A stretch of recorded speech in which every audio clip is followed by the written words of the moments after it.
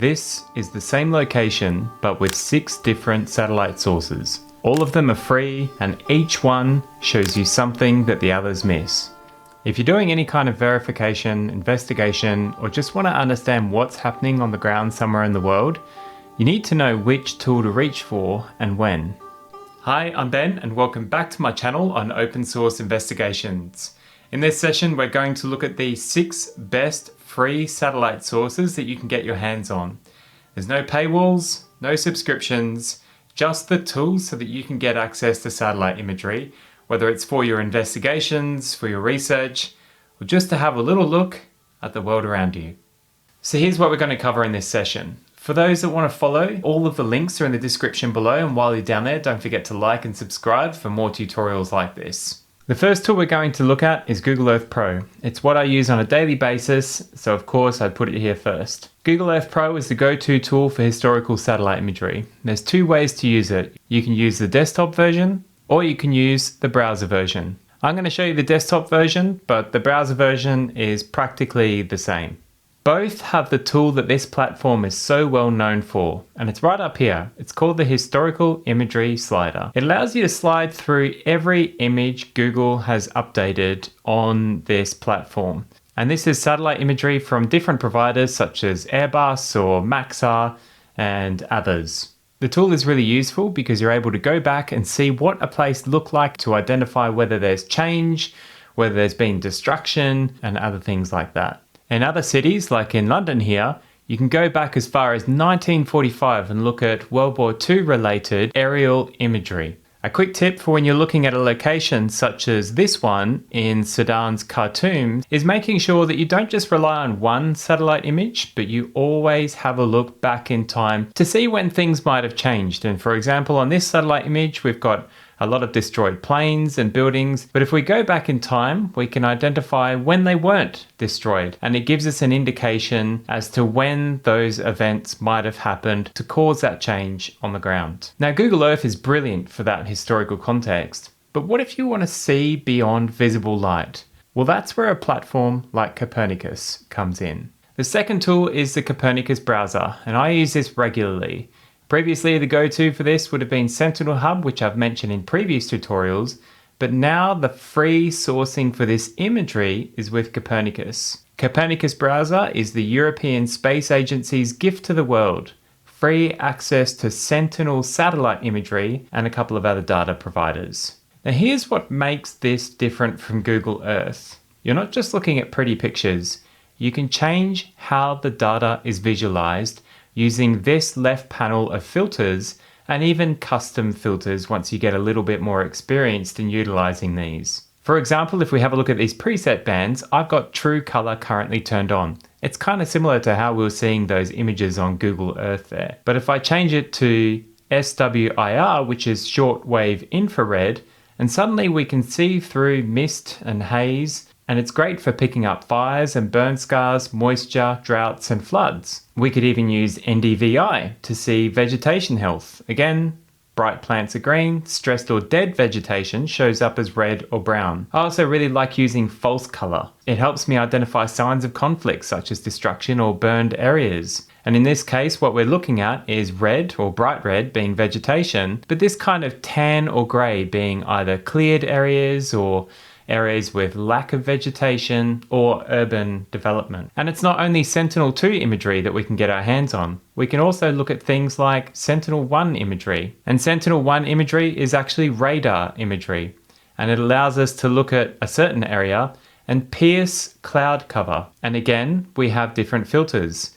To understand some of those filters, all you need to do is click on the down arrow, and it explains a little bit about the usefulness of those filters and what they might be helpful for. To see some of those filters used as a case study, a really good example is to have a look at events in the news such as wildfires or bushfires, and we have a few in Australia in January 2026. And scrolling through this satellite run here, I can already see something down the bottom right which indicates quite a large fire, or at least something that looks like a fire. Here's how we view it on natural or the true color imagery, and we can see all of those smoke plumes coming through there. In the true color section, we had this cloud cover really obscuring where there might be fire on this front line of the burning here. And then if we use that SWIR one, we can really pierce through some of that cloud cover to see the fire going on there. And then also that false color one, which just helps us identify burned areas and really highlights that burned area for us a little bit better. And that's just a great practical case study on how to use this platform. Now, the better thing about Copernicus is that it does update every few days, and you can see that on the calendar here of available satellite shots.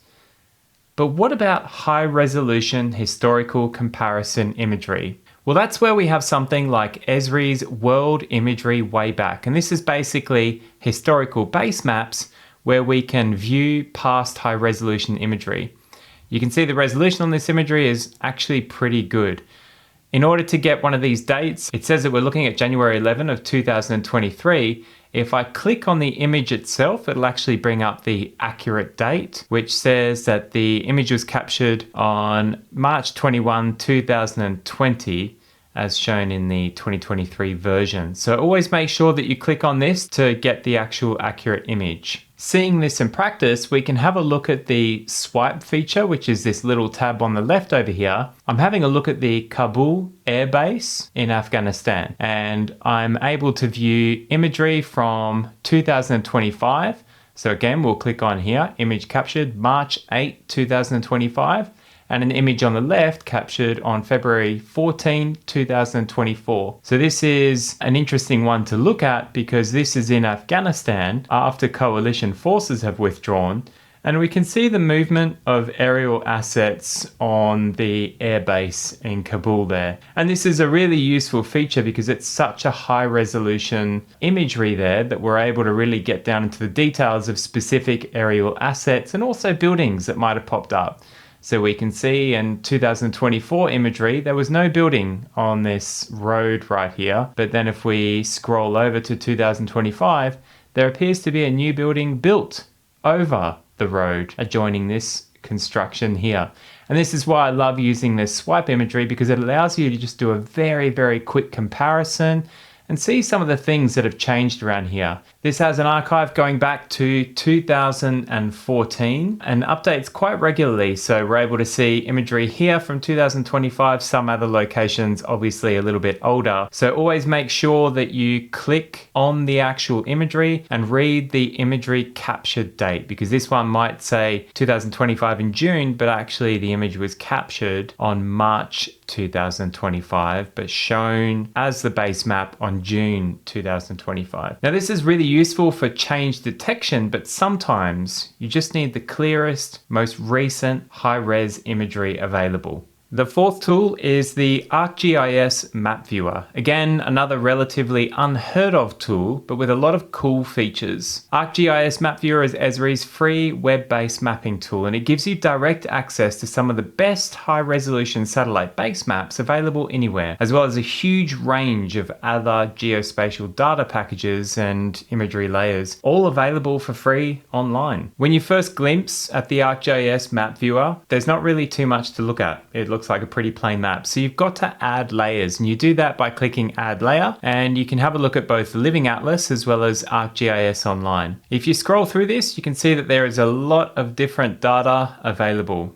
What I'm going to do is just quickly type in world, and we want the world imagery layer. So this is the one that we're going to load up. I'll click add, and now we have that in our layers. So I can search for a location. Say, for example, I want to go to Sevastopol. By going to this location, it allows me to look at some interesting sites. And here's where you can see the real depth of this imagery. We're having a look at a Russian defensive position in Crimea, in Sevastopol. We can see pretty good high resolution imagery of Russian defense sites at this airbase here, as well as some of the aerial assets that might be parked there. Again, if we wanted more details on this, we can see that this is from the 14th of June 2025. It's a 30 centimeter capture. It's by Vantor, previously known as Maxa. I highly recommend you look at the layers. So you click on add and you go browse layers, and you can have a look at both Living Atlas and ArcGIS online. And there's so much data, different kinds of satellite imagery, different geospatial data sets and everything like that. One that I recently found was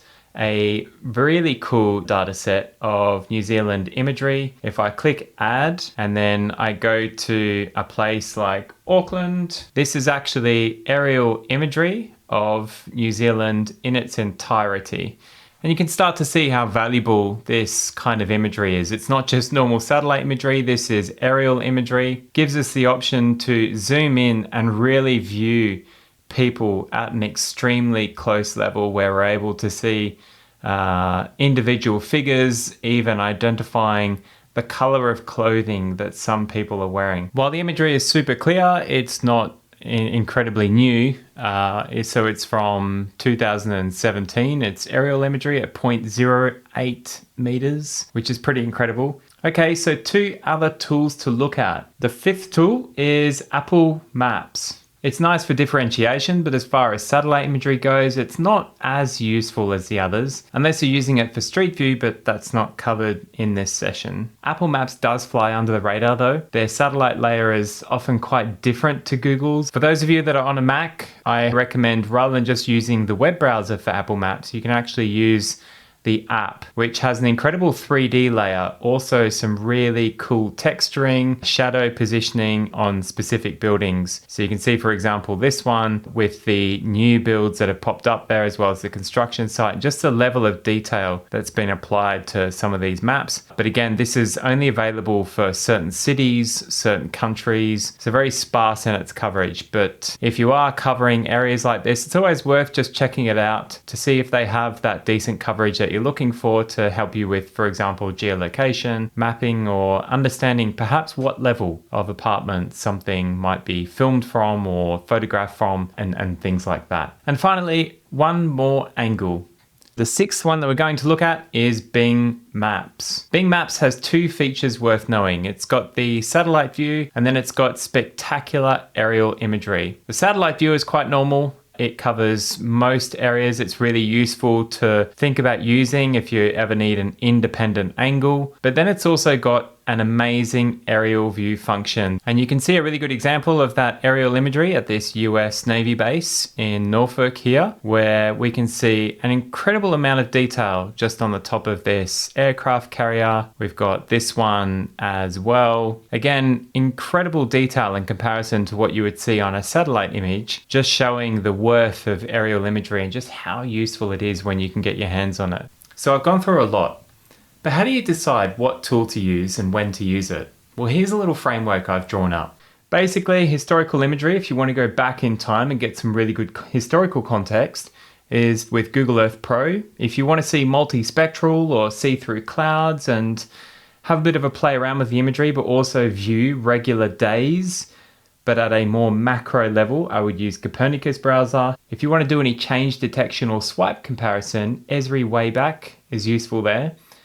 For the recent highest resolution view, Esri World Imagery, that world map viewer is great, but also don't forget the extra data that's available there if you're looking at more macro reporting or a little bit more interesting research there.